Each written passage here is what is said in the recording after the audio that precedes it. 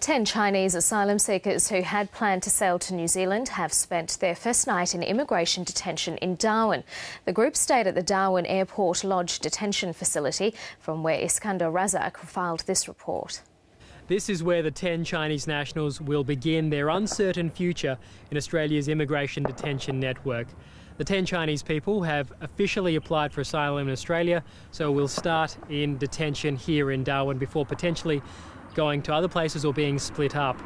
The 10 are Chinese nationals and say they're members of Falun Gong, and if they stayed in China would face persecution. So they boarded a yacht which they bought themselves with the aim of getting to New Zealand, where they would apply for asylum. They spent 27 days on the yacht before hitting a mechanical trouble and running low on supplies near Darwin.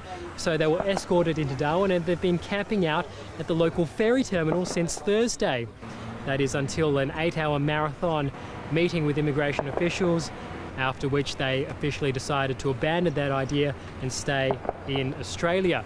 It appears they've abandoned that idea because they've been repeatedly told, as local seafarers have told the ABC, that continuing on this journey now would be near suicidal. It's simply the wrong time of year to attempt such a journey in such a small vessel. In fact, veteran sailors wouldn't even attempt it because the winds are going the wrong way and there's no way to get help out there if they had more trouble. Now, this has also turned into a political storm of sorts. The Greens say that it proves that mandatory detention does not work. That's because the asylum seekers were trying to get to New Zealand to avoid mandatory detention.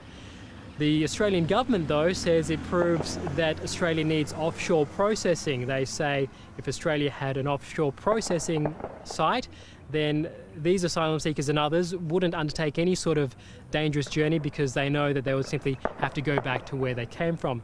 Having said that, though, the ABC has spoken very briefly to one of the Chinese asylum seekers who says, on the whole, they're happy with the outcome, and they want to thank the Australian, New Zealand governments and as well the local Australian people here in Darwin for being so kind and looking out for their safety.